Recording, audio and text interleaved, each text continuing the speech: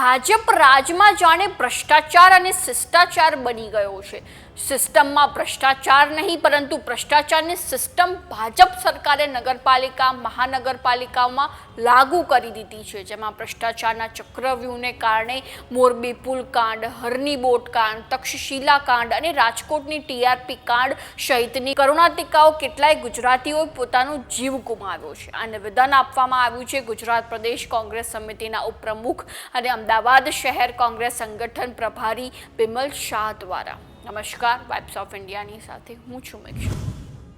આજે અમદાવાદના રાજીવ ભવન ખાતે કોંગ્રેસ દ્વારા પ્રેસ કોન્ફરન્સનું આયોજન કરવામાં આવ્યું હતું, જેમાં પ્રેસ કોન્ફરન્સને સંબોધતા પ્રદેશ કોંગ્રેસ સમિતિના ઉપપ્રમુખ બિમલ શાહ દ્વારા જણાવવામાં આવ્યું કે છેલ્લા 30 વર્ષથી જિલ્લા પંચાયત, તાલુકા પંચાયત, નગરપાલિકા અને મનપામાં ભાજપનું રાજ છે અને ભાજપ રાજમાં જાણે ભ્રષ્ટાચારે શિષ્ટાચાર બની ગયો છે અને ભયમુક્ત ભ્રષ્ટાચાર થઈ રહ્યો છે। ત્યારે ભ્રષ્ટાચારના ચક્રવ્યૂહને કારણે મોરબી પુલકાંડ, હરની બોટ કાંડ, તક્ષશિલા કાંડ અને રાજકોટની ટીઆરપી કાંડ સહિતની કરુણાતિકાઓ કેટલાય ગુજરાતીઓએ પોતાનો જીવ ગુમાવ્યો છે અને આ કાંડમાં સંડોવાયેલી મોટી માછલીઓને સરકાર બચાવવાના પ્રયત્નો કરી રહી છે। ત્યારે કોંગ્રેસ સરકાર માંગ કરી રહી છે કે આવતા વિધાનસભા સત્રમાં ભ્રષ્ટ અધિકારીઓ સામે કડક કાયદો બનાવવામાં આવે તેમજ આ કાંડોમાં મૃત્યુ પામેલા લોકોને ન્યાય આપવા માટે 9 ઓગસ્ટથી કોંગ્રેસે ન્યાય યાત્રાનું આયોજન કરશે।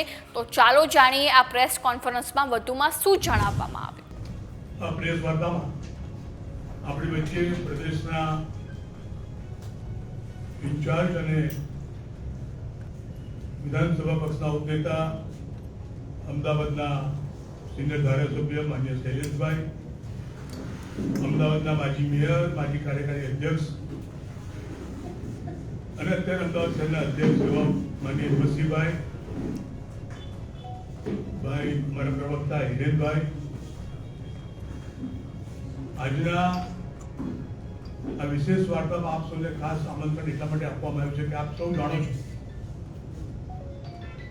કે ભારતીય જનતા પાર્ટી જે ભયમુક્ત ભ્રષ્ટાચારની માજા મૂકી છે। આપ સૌને ખબર છે કે હમણાં થોડાક સમય પહેલા જ એમણે એમના પોતાના સહકોષાધ્યક્ષ અને અમદાવાદ મ્યુનિસિપલ કોર્પોરેશનના ઇન્ચાર્જ એવા ભાઈ શ્રી ધર્મેન્દ્રભાઈ શાહને રિવોક કર્યા। એના ઊંડાણમાં જઈએ તો આપણને બધાને નવાઈ લાગે અને ખબર પડે કે શહેરના પ્રજાજનોને આપેલા ટેક્સનું કેટલું મોટું નુકસાન થયેલું છે। જેમ ભાઈ હિરેનભાઈએ શરૂઆત કર્યું તે સિસ્ટમેટિક ભ્રષ્ટાચાર। અત્યાર સુધીમાં આ ધર્મેન્દ્રભાઈના વખતની જે વાત કરીએ તો આમ આંખે ઉડીને દેખાય કે આ 500 કરોડનો ભ્રષ્ટાચાર ભારતીય જનતા પાર્ટીએ કર્યો છે। આ એટલા માટે આ મુદ્દા આપની વચ્ચે મૂકું છું કે ધર્મેન્દ્રભાઈ મેયરની ઓફિસની અંદર એન્ટ્રી રૂમમાં બેસે અને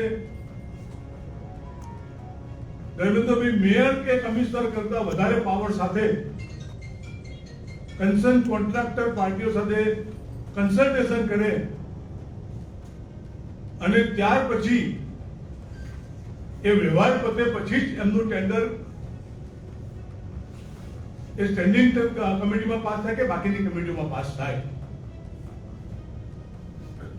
અને બોલકા હતા એટલે કહેતા હતા કે ભાઈ આ તો ઉપરનો આદેશ છે, દિલ્હીના આશીર્વાદ છે।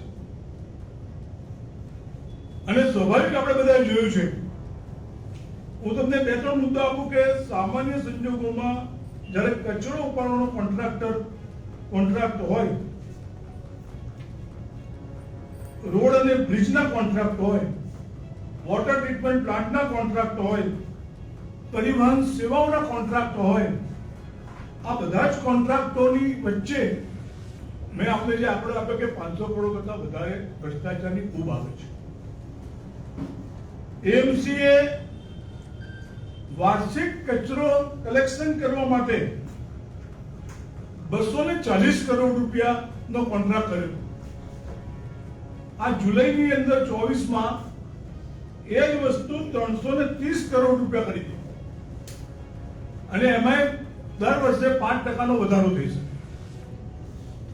એટલે આપ અંદાજ કરી શકો છો કે કોર્પોરેશનમાં કોન્ટ્રાક્ટ લેતા પહેલા પાર્ટીમાં 10% પૈસા જમા કરાવવાના હોય, જે તે કન્સર્ન આગેવાનોને આપવાના હોય, જે તે કન્સર્ન ચેરમેનોને આપવાના હોય, જે કે કન્સર્ન અધિકારીઓ પૈસા લેવાના હોય, તો એ કોન્ટ્રાક્ટનું કામ ક્યાં જઈને પહોંચે?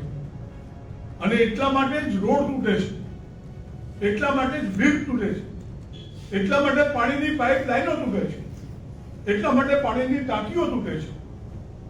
અને આપને બધાને ખબર છે, મને હમણાં જ કોઈ કહેતું હતું કે શરૂઆતમાં એએમટીએસના બસમાં આપણે બસ સ્ટેશન ઉપર ઉભા રહીએ તો આપણને એમ થાય કે 10 ને 20 બસ આવવાની હોય, આ તો હવે કોન્ટ્રાક્ટ થઈ ગયા, એની મરજી પ્રમાણે આવે.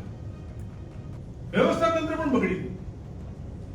અને એના મૂળમાં કે મેં પૈસા આપીને કામ લીધું છે અને એટલા માટે આ કોન્ટ્રાક્ટરોના રૂઆબને કારણે આ જે સ્થિતિનું નિર્માણ થયું છે.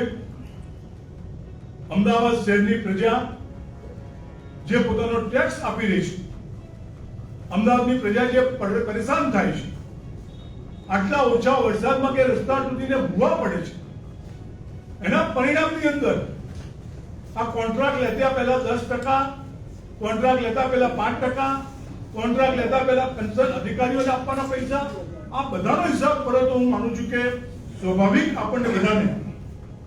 એવી રીતે હમણાં મને કીધું કે અરહમ ટ્રાન્સપોર્ટેશન પાસેથી અમદાવાદ મ્યુનિસિપલ ટ્રાન્સપોર્ટ સર્વિસ અને બીઆરટીએસ આ બંનેની સેવા લેવાની અને એમાં કોર્પોરેશન પાસેથી 20 કરોડ રૂપિયા વધારે અપાવવા. તમે આજે પણ કોર્પોરેશનોમાં જઈને તપાસ કરજો કે આ કોર્પોરેશનમાં કોન્ટ્રાક્ટરો કોણ છે, આ કોર્પોરેશનનો કોન્ટ્રાક્ટ થી કામ કોણ કરી રહ્યું છે, તો તમને દેખાશે કે એમના કોર્પોરેટરો છે, એમના ધારાસભ્યશ્રીઓ છે અને એમની વચ્ચેનો આંતરિક ઝઘડો પણ છે. અને એનું આ પરિણામ આપણા અમદાવાદની પ્રજા ભોગવી રહી છે. સાથે સાથે હમણાં મને કીધું હતું કે આ કાપડ એફ્લુએન્ટ પ્લાન્ટ માટે એમણે શરૂઆતની અંદર કોર્પોરેશને વિધાનસભામાં મીમના પ્રમુખને ફાયદો કરાવવા માટે કોર્પોરેશને ઓછામાં ઓછું 100 કરોડ રૂપિયાનું નુકસાન કર્યું છે. મને લાગે છે કે આ માજા મૂકી દીધી છે અને આ આખી સિસ્ટમના સંદર્ભમાં આપણને બધાને અનુભવ થયા છે કે આ બધી જ સેવાઓ નો પૂરો લાભ જે પ્રજાને આટલા બધા પૈસા ખર્ચવા છતાં મળવો જોઈએ, એમાંનો કોઈ લાભ પ્રજાને મળતો નથી અને પ્રજા પરેશાન થાય છે. રસ્તા પરના એક્સિડન્ટો હોય કે રોગચાળો હોય કે અનેક વસ્તુ આ ભારતીય જનતા પાર્ટીના સિસ્ટમેટિક ભ્રષ્ટાચારને કારણે થઈ રહ્યું છે એવું સ્વાભાવિક આપણને બધાને દેખાય છે. હું માનું છું કે અને માંગણી પણ કરું પાર્ટીમાંથી કે અત્યાર સુધી આ જે થયેલા કામો છે, મંજૂર થયેલા કામો છે, કારણ કે તમારા પૈસા નક્કી થયા છે તો તમે સ્ટેન્ડિંગ કમિટીમાં મંજૂર કરી શકતા નથી. અને એટલા માટે આજે એટલા કામો મંજૂર થયેલા છે, આ બધા જ કામોના સંદર્ભની અંદર ઇન્કવાયરી થવી જોઈએ, પ્રજાને ખબર પડવી જોઈએ.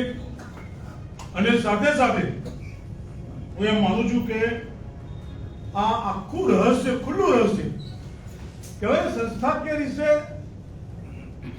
કોઈ પણ કોન્ટ્રાક્ટર, કોઈ પણ માણસને પૂછો તમારે કોર્પોરેશનના કામ લેવું હોય તો તમારે ચેક આપવો પડે. આ ઇન્કમ ટેક્સ ડિપાર્ટમેન્ટ, એડી ડિપાર્ટમેન્ટ આટલું બધું સક્રિય છે તો એમણે ભારતીય જનતા પાર્ટીના ખાતામાં, કોના ખાતામાં પૈસા જમા થાય છે એની તપાસ કરીને કેટલા પૈસા કેટલા કોન્ટ્રાક્ટરો પાસેથી જમા થયા અને કોન્ટ્રાક્ટરો પાસેથી પૈસા જમા થઈને મને લાગે છે કે એ પૈસા ક્યાં સુધી પહોંચ્યા છે. અને જે કોન્ટ્રાક્ટરોએ કામ કર્યું છે આવા પૈસા આપીને, એ કોન્ટ્રાક્ટરના કામના કારણે એમના રસ્તા બગડ્યા છે, એમના બ્રિજ તૂટ્યા છે, એમની પાઇપલાઈનો તૂટી છે. આવી અનેક વાત જે ઉભી થઈ છે તો હું માનું છું કે એમાં પણ દંડની જોગવાઈ અને સજાની જોગવાઈ હોવી જોઈએ.